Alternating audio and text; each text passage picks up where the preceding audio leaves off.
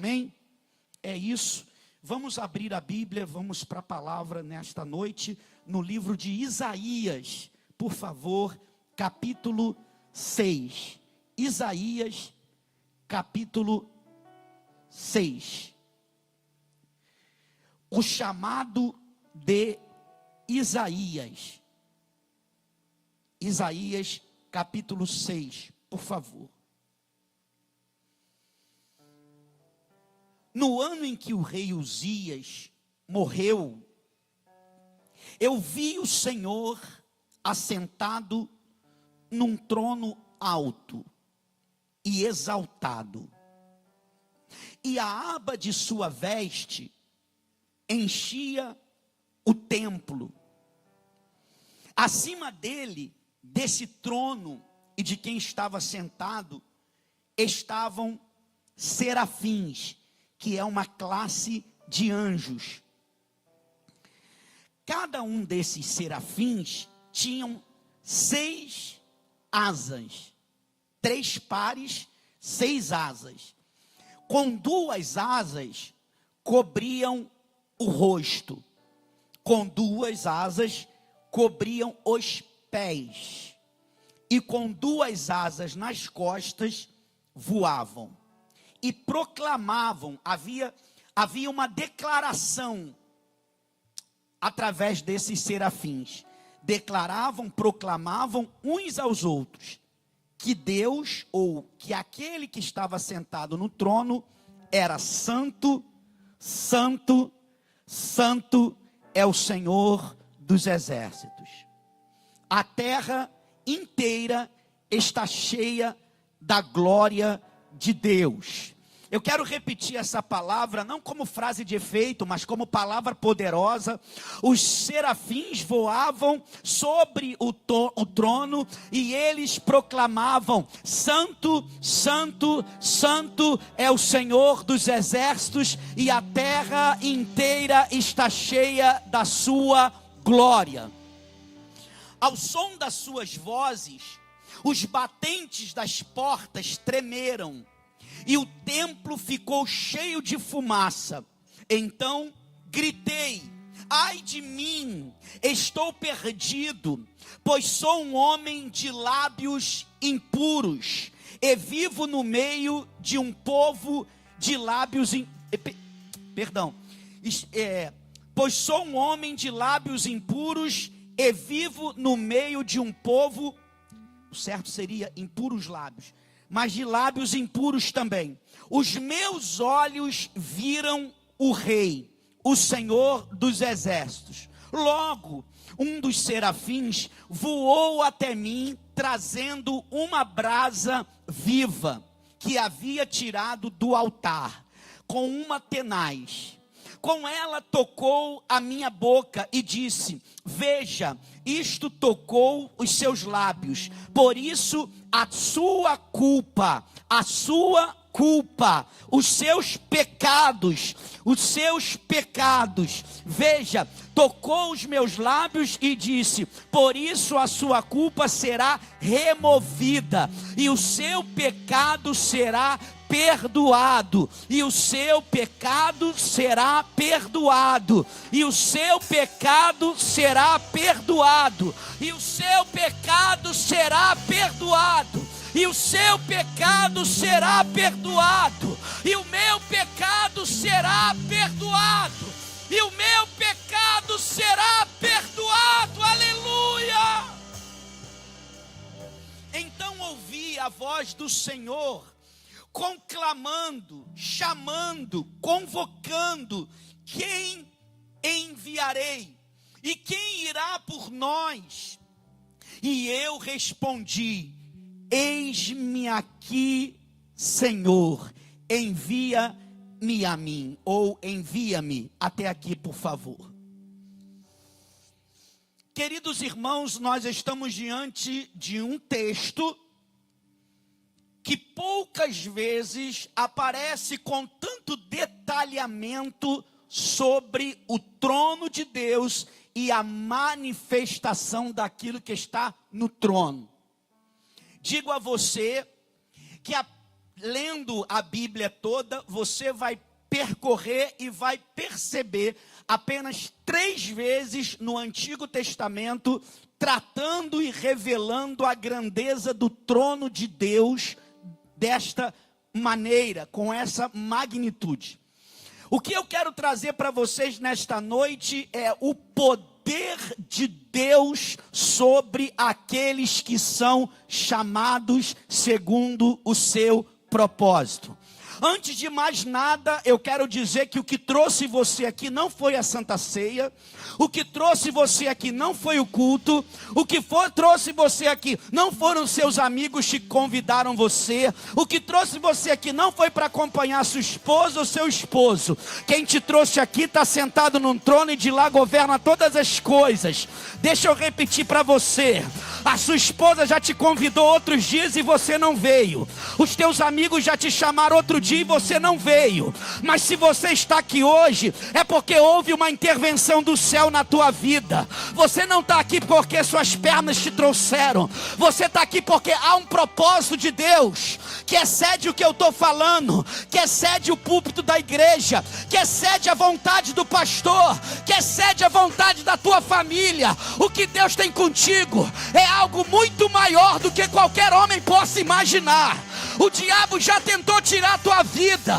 O diabo já tentou. Isso não é palavra para jogar do altar, para mobilizar o coração de ninguém, não. Existe uma fúria do diabo com algumas pessoas dessa igreja. Tu já passou no vale da sombra da morte. Não era para você estar pisando mais na terra dos viventes, mas aprove o Senhor te colocar nessa cadeira hoje, para você se lembrar que Ele é aquele que está sentado no trono e de lá governa todas as coisas, e que Ele é santo, e que Ele é poderoso para fazer infinitamente mais do que pedimos ou do que pensamos. Nós não estamos reunidos aqui no nome de homens. Esse culto não é para mim, esse culto não é para quem cantou, esse culto não é para quem está tocando, esse culto não é para pastor, esse culto não é para você, esse culto é para Ele. Pensa que você veio para a igreja para ficar feliz? O culto hoje não foi bom. Deixa eu te falar, quem tem que dizer que o culto não foi bom é Ele, porque o culto não é para me agradar, a palavra não é para me agradar, a palavra é para me confrontar, para mostrar os meus pecados, para revelar que eu sou nada diante dEle, que Ele é tudo. Eu vim aqui pregar para você nunca esquecer da onde Deus te tirou, para você nunca esquecer do amor de Deus na sua vida e na minha vida também. Aplaude a Jesus se você recebe essa palavra. A Ele toda honra, a Ele todo louvor, a Ele toda glória. Ele é o Senhor, Ele é o Senhor, Ele é o Senhor.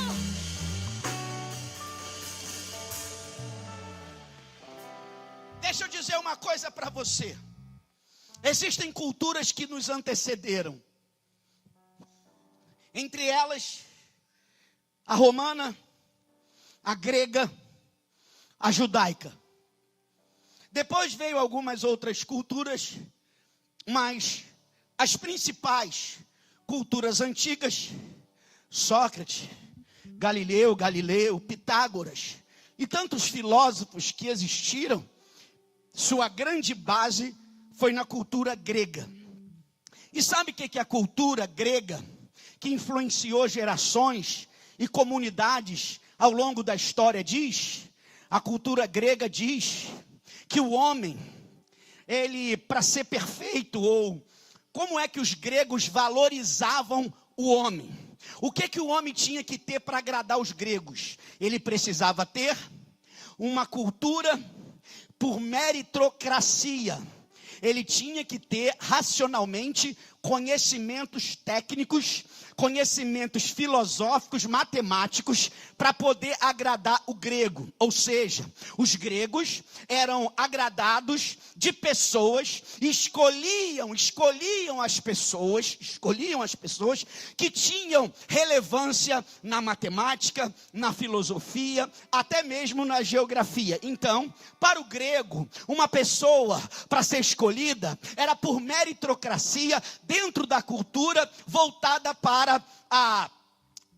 A erudição, que significa alto nível de escolaridade, de discurso, como foi na própria literatura, os eruditos, que falavam tanto, que era na parte dos parnasianistas, no final do século retrasado, em 1890, por aí, havia pessoas que faziam as suas publicações em poesias, mas pautada num estudo à parte. Olavo Bilac, por exemplo, ele preparava uma poesia na casa dele, consultando vários dicionários, e depois era convidado para falar numa apresentação política, diante de pessoas, e todo mundo aplaudia. Aí veio a Semana de Arte Moderna, em 1922, quando agora os poetas e as poetisas não vão mais ficar escondidos escrevendo algo preparado, erudito, sem defeito. Agora eles vão falar o que vem do coração, da alma. E aí vem a modernidade, com a liberdade de expressão, falando o que vem do coração. Só que nesta época os gregos diziam que a pessoa perfeita a ser escolhida, era escolhida por mérito. Mérito esses que tem a ver com o quê? Com sua condição racional e cognitiva de conhecimento.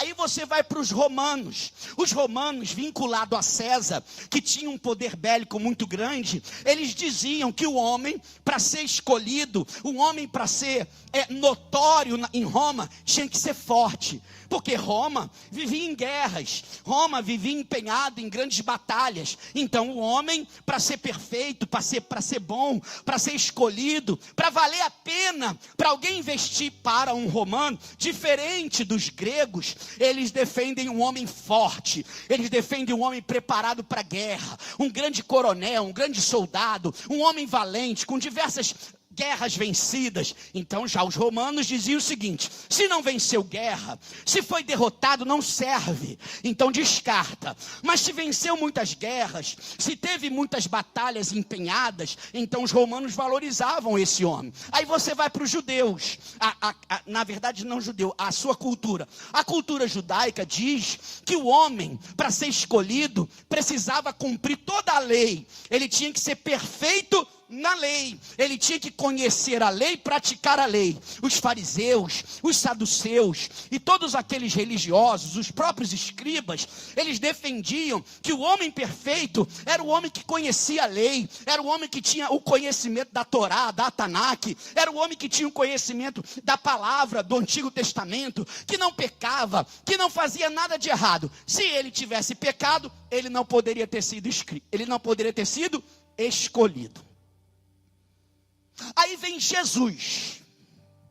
Os gregos não escolhiam quem não tem cultura. Os romanos rejeitavam quem não era forte. Os judeus rejeitavam o pecador. Aí vem Jesus, sai do templo, vai para o vale, levanta a sua voz no meio da multidão e diz assim: vinde a mim todos que estão cansados, vinde a mim todos que estão sobrecarregados, vinde a mim todos aqueles que estão abatidos, vinde a mim todos aqueles que não têm força, vinde a mim todos aqueles que são rejeitados. Enquanto os gregos queriam valorizar o conhecimento, Jesus não está olhando se você sabe muito ou sabe pouco, se você é teólogo ou você é cru na palavra. Enquanto os romanos escolhiam o biotipo por causa da vaidade, romanos eram muito vaidosos, os gregos também, mas romanos muito mais. Ele então olhava para o biotipo, se aparentemente ele tinha característica para ser um homem relevante em Roma. Aí vem os judeus e diz: essa mulher merece ser apedrejada, porque ela foi pega no ato de adultério, ela não é santa, ela tem pecado, tem que ser apedrejada. Aí vem Jesus e diz: eu vim para os doentes, eu vim para os pecadores, eu vim para os que estão perdidos. Jesus não está olhando se você tem dinheiro, Jesus não está olhando se você teu dízimo é alto, Jesus não está olhando para você se você tem a fisionomia de pastor, porque hoje pastor tem que ser fitness, pastor tem que andar bem arrumado, pastor tem que posar com foto, carrão, e o povo vai seguindo. Deixa eu te falar uma coisa: se Deus te der carro, glória a Deus, se Deus te der casa bonita, glória a Deus, mas Jesus não tinha onde reclinar sua cabeça.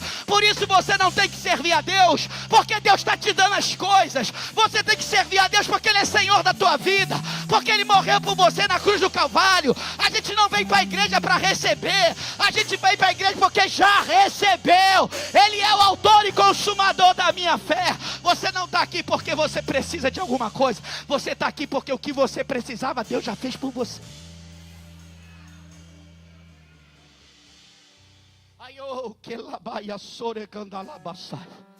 Os rejeitados, os pecadores, os que estavam à margem da sociedade, os adúlteros, os mentirosos, sim, esses não entrarão no reino dos céus. Mas enquanto nós estamos aqui pregando, a salvação hoje ainda está liberada, a porta do céu está aberta, o caminho pode ser apertado, aleluia, a porta pode ser estreita, mas Jesus ainda está salvando. Cutuca uma pessoa do teu lado e diz assim: ainda tem salvação para você e para mim. Jesus ainda tem um plano na tua vida, Jesus vai tratar contigo. Se você não está entendendo, você vai entender, porque o que você não entende hoje, vai entender depois. Jesus tem um plano na tua vida. Fala para quem está do teu lado, não adianta se esconder, não adianta fugir, não adianta dizer que não tem tempo. Deus tem um plano na sua vida.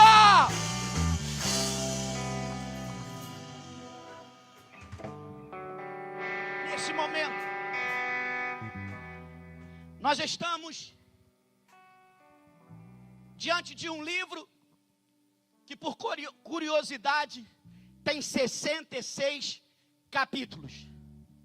Isaías. E a Bíblia tem 66 livros. O profeta, o livro que mais anunciou o Messias, o Cristo, o ressurreto, o Senhor dos Senhores, é o livro de Isaías. Também chamado como livro messiânico, pois é um livro que anuncia de forma categórica a pessoa de Jesus e o seu ministério. É Isaías que vai dizer que ele é o Deus forte, a estrela da manhã, o príncipe da paz. Ele é o Senhor dos Senhores. Isaías consegue, no capítulo 53, dizer, falar, anunciar, como que o Cordeiro de Deus que tira pecado do mundo, Jesus, foi levado ao matador e não abriu a sua boca, fazendo uma alusão àquilo que aconteceria aproximadamente 400 anos mais à frente dele, que Jesus seria levado à cruz e não abriria a sua boca.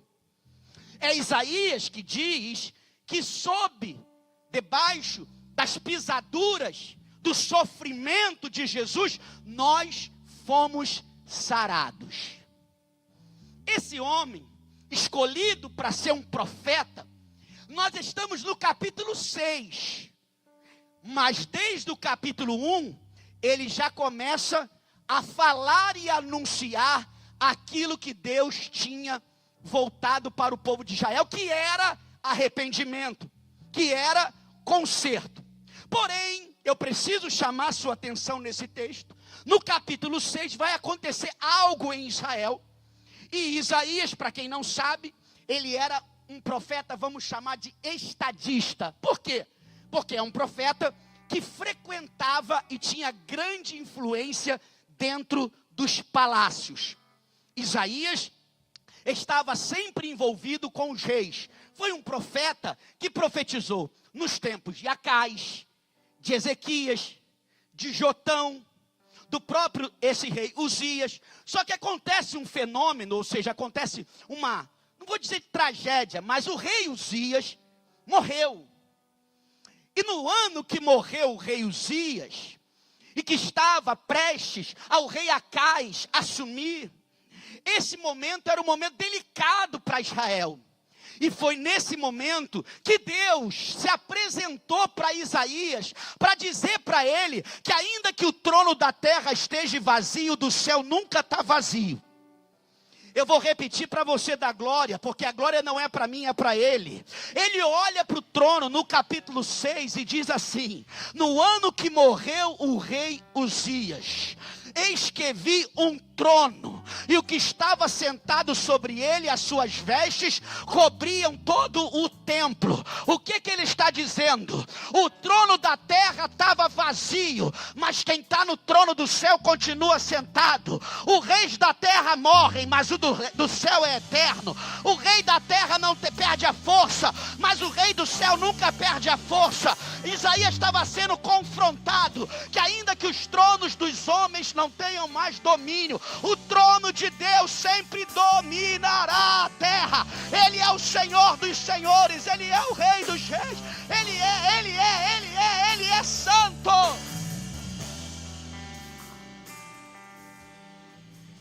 Ele olha o trono. Imagine você um trono de um rei, e ele, imagine você o trono. Tem que trocar agora. Me ajuda aí. No capítulo 6, olha o que está escrito. Versículo 2. Acima do trono, obrigado. Isso é uma benção, sabia? Você sabe que ele tem enfrentado muitas lutas, que ele tem chorado de madrugada, que ele está aqui só por causa da graça de Deus,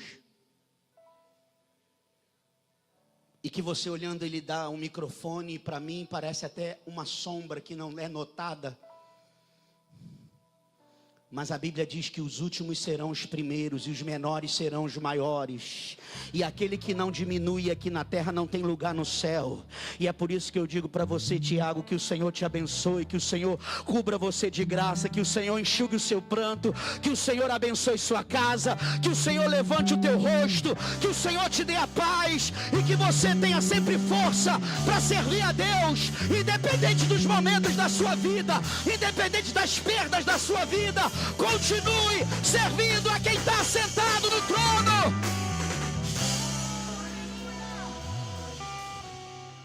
Glória a Deus. Quando nós vemos alguém servindo a gente na igreja, alguém cantando, alguém pregando, alguém no estacionamento, alguém na mídia, alguém no café, não temos a ideia de que às vezes aquela pessoa está ali só pela graça.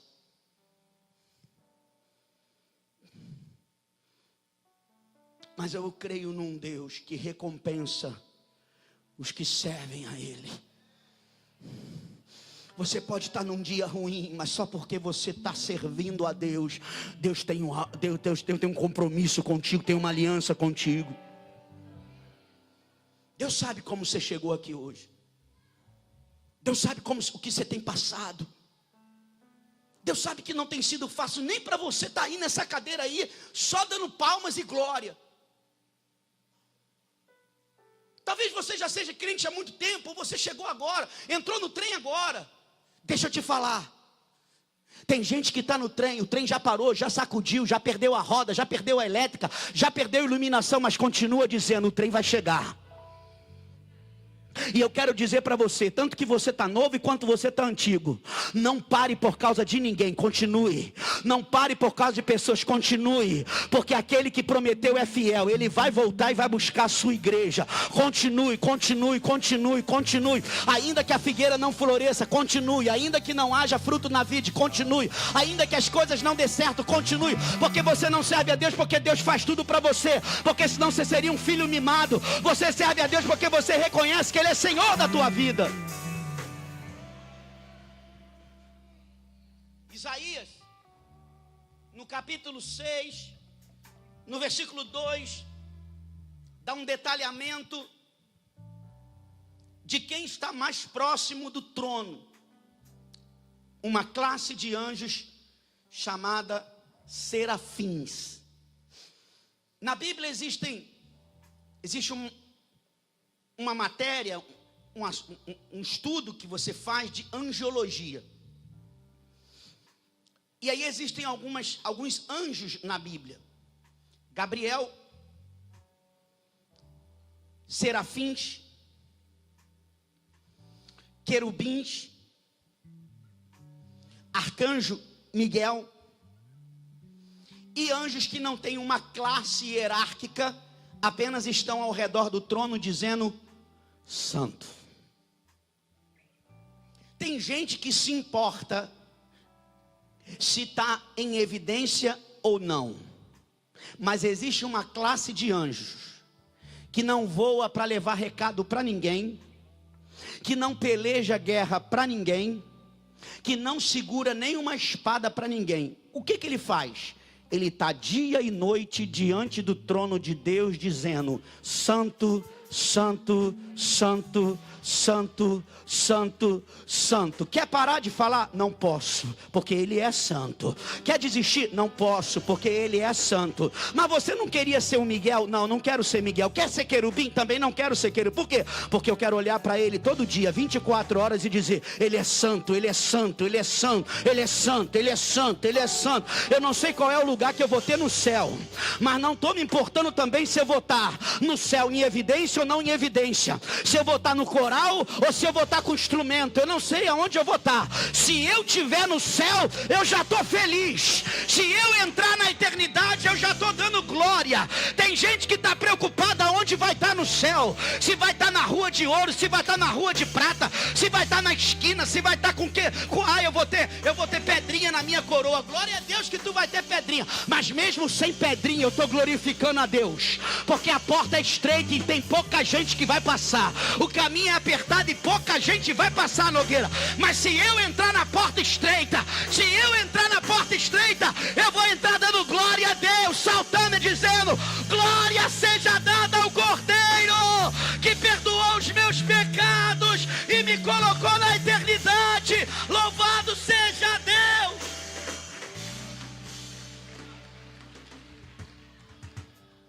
Certa vez, um dos discípulos, Filipe, disse assim: Mica, tem condição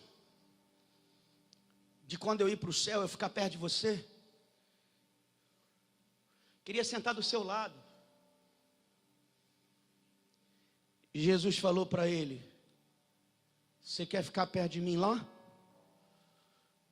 Quero. Jesus disse: o menor aqui será o maior lá. A doutrina do céu ela é invertida da terra. Os últimos serão os primeiros. Os humilhados serão exaltados. Quem diminui, cresce. E quem cresce, diminui. Então fica tranquilo, porque a humilhação não vai ser a vida inteira. Vai chegar o momento que Deus vai dar um basta nisso aí. Acima do trono de Deus, os serafins voavam. Agora presta atenção: ninguém pode voar sobre o trono de Deus, porque Ele é o Senhor, Ele é a majestade. Então, como um serafim consegue voar sobre o trono? Ele precisa cobrir duas partes. A primeira, o rosto, porque ele não tem condições de ver o tamanho da glória. Então, antes dele voar sobre o trono, cobre o rosto. Não vê a glória, porque é tanta glória que você não vai aguentar. Cobre o rosto. E os pés? Os pés representam sujeira, da onde você pisou, o caminho que você passou, aquilo que não tem glória, que não tem, sabe, não tem. Você nunca cumprimentaria uma pessoa com os pés. Os pés são símbolo de caminhada, de sujeira, Então você não pode chegar com os pés, que é a parte inferior do corpo, e deixar aparente diante do trono. o que o serafim faz?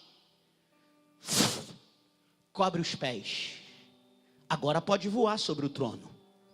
Nem rosto, nem pés. Você não pode estar acima e também não pode dar para ele o pior. E aí o que Deus está dizendo para mim e para você? Que os anjos começaram a voar sobre o trono, porque havia uma glória sobre o trono. Olha lá, cada um deles tinha 6 asas, cada 2 cobriam o rosto, com 2 cobriam os pés e com 2 voavam. Estão no trono, estão perto do trono, pode passar.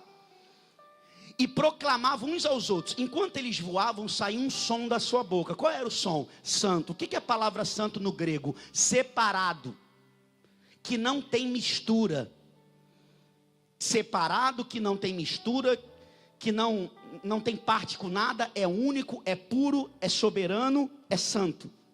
Então eles estão dizendo, quem está ali não tem mistura, quem está ali é puro, quem está ali é santo, quem está ali é separado, quem está ali não é igual aos outros, quem está ali não é homem, quem está ali não são anjos, quem está ali não é poder da terra, quem está ali não é filosofia, quem está ali não é igual a mim, quem está ali não é igual ao terrestre, quem está ali, não, quem está ali é o Senhor dos senhores. Então ele é santo porque ele não tem mistura, ele é santo porque ele é único, ele é santo porque ele não tem nenhuma razão de infidelidade, ele é fiel, ele é justo, ele é Senhor dos senhores. Então ele começa a declarar santo como uma palavra, não uma palavra, um substantivo qualquer, mas algo que defina quem Deus é. Deus não se mistura, Deus é único, Deus é puro, Deus é justo, Deus é santo, Deus é poderoso. Ele não é igual a homens, ele não é igual a filosofias, ele não é uma religião, ele é todo poderoso. E os anjos começam a declarar, os anjos começam a declarar.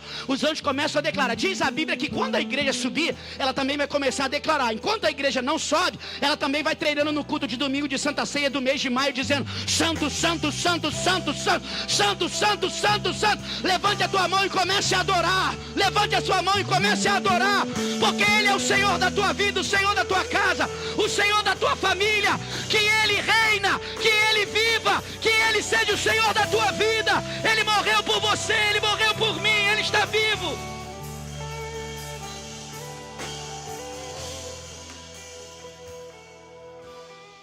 Santo é o Senhor dos exércitos, e a terra inteira está cheia da sua glória. Deixa eu repetir. A terra está cheia da glória de Deus.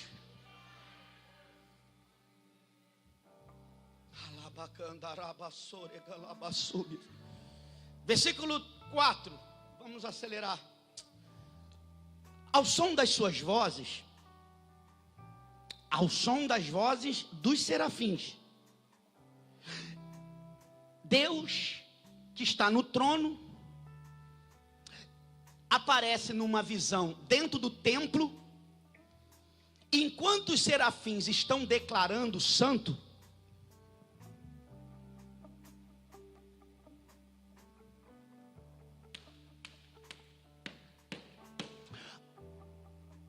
os umbrais das portas, os batentes da porta, talvez eu não consiga, eu não consiga refletir o que é isso, mas só para você entender, tudo que não é biológico, tudo que não é mineral, é uma matéria. Ferro é matéria,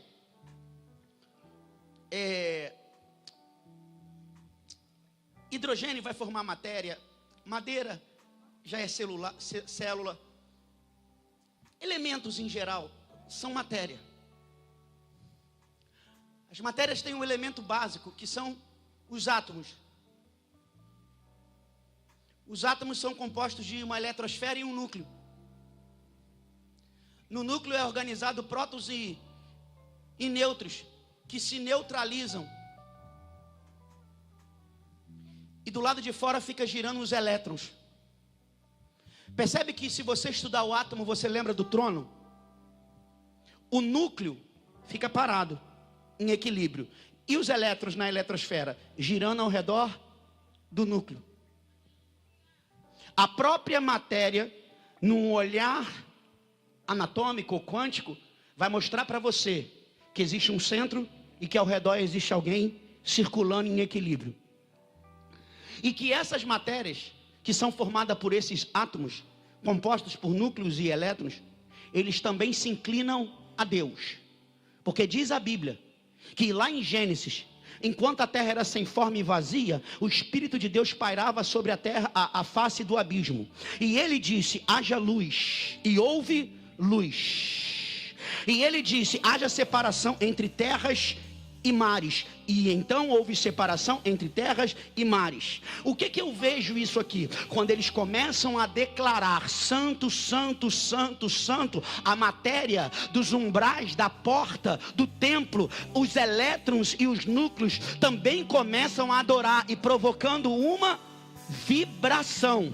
Logo então eu entendo que não são apenas as células, como nós seres humanos formados por células, que adoramos. A própria natureza, elétrons, núcleos, prótons, eles também adoram o seu Criador, porque foi Ele que deu ordem para as coisas ficarem onde estão. Foi Ele que colocou o Sol onde está. Foi Ele que colocou a Lua onde está. Foi Ele que separou a galáxia, a Via Láctea. Foi Ele que colocou Saturno, Netuno. Foi Ele que colocou equilíbrio. A gravidade da Terra é única, só dá para andar assim, ó, na Terra. Lá fora tem que andar com outra coisa, com peso, com roupa, com uniforme. Mas só na Terra dá para andar assim, sabe por quê? Porque o plano dele foi para a Terra, não foi para o espaço. Se ele vai fazer alguma coisa no espaço, tudo bem. Pastor, tem vida no espaço? Deixa eu te falar uma coisa. Aonde tiver Deus, tem vida. Então eu creio que tem vida no espaço, mas não a vida como eu e você, porque eu e você fomos criados para adorar Ele. Não tem outro lugar na Terra que existe criaturas como nós, porque nós somos feitos à imagem e semelhança de Deus, e um dia nós estaremos junto com Ele, e Ele governará todas as galáxias com a sua noiva. Eu e você estamos aqui para falar, Deus é poderoso, e até os átomos e os elétrons obedecem a sua voz. Com que certeza você tem isso? Não vamos aprofundar nisso, mas com que certeza você tem isso? Primeiro, Pedro andou sobre a água. É o que? H2?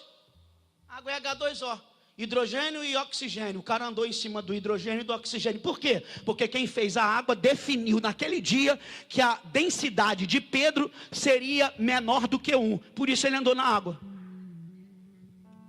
Porque toda densidade menor do que 1 flutua.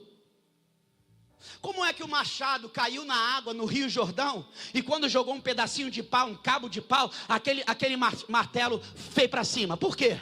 Porque os átomos que estavam no ferro disseram o seguinte: meu amigo, altera a eletrosfera, libera um pouco de elétron, porque a gente vai ter que flutuar igual barco. E então aquele ferro começou a liberar elétrons e ir até a superfície. Deixa eu te falar uma coisa: você ainda não conheceu o tamanho do teu Deus, porque o dia que tu conhecer o tamanho do teu Deus, você nunca mais vai largar Ele. Você nunca mais vai dizer que está desanimado. Você nunca mais vai sair de uma igreja. Você nunca mais vai murmurar. Sabe por quê?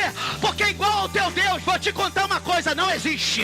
Ele é único, Ele é poderoso, Ele é Senhor dos senhores. Ele criou a terra, Ele criou o universo. Diz a Bíblia que os montes são os cabelos dos seus pés, e ao som da sua voz a terra treme, o mortal se cala. Então vai guardando uma coisa: no dia do juízo final, todo joelho se dobrará. Crente, não crente, ateu, agnóstico, católico, cristão, não cristão, todo joelho se dobrará e toda língua confessará que Jesus Cristo é o Senhor.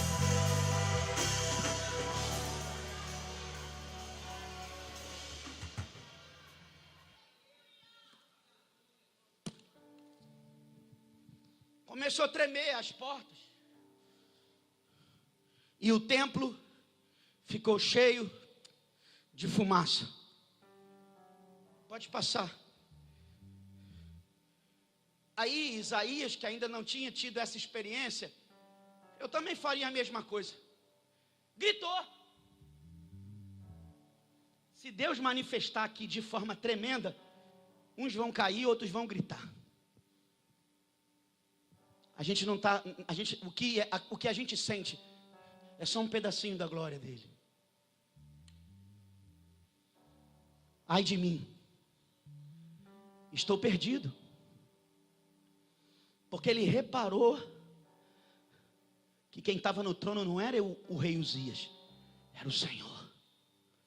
E ele grita e diz: eu estou perdido. Profeta Isaías, se rendendo à graça, ao poder de Deus, pois sou um homem de lábios impuros. Estou todo errado. A minha boca fala o que não é para falar. E eu vivo no meio de um povo de impuros lábios. Deveria ser assim. De impuros lábios. Ele está dizendo que eu estou contaminado e o povo aonde eu vivo, o meu meio também está contaminado. Sabe o que eu vejo nisso aqui? Bem rápido. Eu não sirvo. Vou repetir. Blessed. Isaías disse assim: escolhe outro. A minha boca é impura e o lugar que eu estou é impuro. Chama outro no meu lugar. Só que Deus, a cultura dele não é a cultura grega, que escolhe os mais intelectuais. A cultura de Deus não é a romana, que escolhe os mais fortes. A cultura de Deus não é a judaica, que escolhe os perfeitos. Porque Deus não veio salvar quem está achado. Deus veio salvar quem está perdido. Quem reconhece que não é nada. Quem reconhece que é dependente da graça de Deus. E ele chega para Deus e diz: eu não sirvo. Os meus olhos viram o Rei, o Senhor dos Exércitos. Versículo 6, para a gente concluir logo. E logo, de repente, um dos anjos que estavam voando foi até o altar, aonde estava o trono. Pegou uma tenaz, que é um extensor para não queimar a mão. O anjo é o anjo, porque é tão poderoso que nem um anjo toca. Pegou uma tenaz, pegou uma brasa no altar, com a tenaz, e foi voando até onde? Até Isaías. Até quem não presta. Até quem os homens reprovaram e rejeitaram. Eu quero falar isso para você. E deixa eu te falar, o evangelho não é perfeito para os O evangelho não está procurando gente perfeita. O evangelho é perfeito para os imperfeitos. Voou e pegou uma brasa viva, e com ela tocou a minha boca. E o anjo disse: veja, isto tocou os seus lábios, por isso a sua culpa foi removida e o seu pecado perdoado. Só os que foram perdoados aqui, levantem a mão. Você não foi perdoado porque você é santo, porque você é certo. Você não foi perdoado porque você tem mérito. Você não foi perdoado porque você é isso ou aquilo. Você foi perdoado porque Deus amou o mundo de tal maneira que deu seu Filho unigênito para que todo aquele que nele crê não pereça, mas tenha vida eterna. Você foi perdoado pela graça por meio da fé. Você foi perdoado porque Ele te amou. Independente dos seus pecados, Ele te amou. E a gente encerra no 8. E aí eu ouvi uma voz do Senhor que disse assim: estou precisando de gente na terra. Estou precisando de gente na minha obra. Estou precisando de gente num lugar para Deus. Estou precisando de gente para aumentar o exército da igreja, da noiva. O Senhor disse: a quem enviarei? Quem há de ir por nós? E aquele que estava com os lábios impuros, o que não prestava, o cheio de pecado, de erros, levantou a mão. Não porque era perfeito, mas porque encontrou o Deus perfeito. levantou a mão e disse: deixa eu te falar um negócio. Acabei de ser tocado por uma brasa. Cheguei aqui todo torto. Cheguei aqui cheio de pecados. Mas essa palavra falou comigo. Não foi o pastor Alex. Foi a palavra de Deus que está falando com você. Desde as 7 horas, que foi a hora que eu comecei. Deus está procurando quem acredita que pode ser usado, apesar dos erros, das limitações, dos pecados, dos traumas, do desprezo. Isaías levantou a mão e disse: eis-me aqui. Pode contar comigo. Pode contar comigo. Pode me enviar para a tua obra. Eu não vou fugir mais. Eu não vou me esconder mais. Eu não vou dar mais desculpa. Eis-me aqui. Eis-me aqui. Eu não vou dizer eu não posso. Eu não vou dizer meus lábios são impuros. Eu não vou dizer eu não tenho como. Eu estou muito ocupado. Eu não quero me comprometer. Ei, eu estou dizendo para você que Deus está chamando um povo na terra. E esse povo inclui você também. Deus está clamando por um povo na terra que não vai se vender, que não vai se trocar, que não vai se contaminar. A noiva do Senhor continua íntegra. E esta noite, eu quero saber dos improváveis, dos que também reconhecem que os lábios são impuros, que não tem nenhuma condição de repente dizer pode contar comigo, porque pastor, o senhor não sabe, olha minha vida.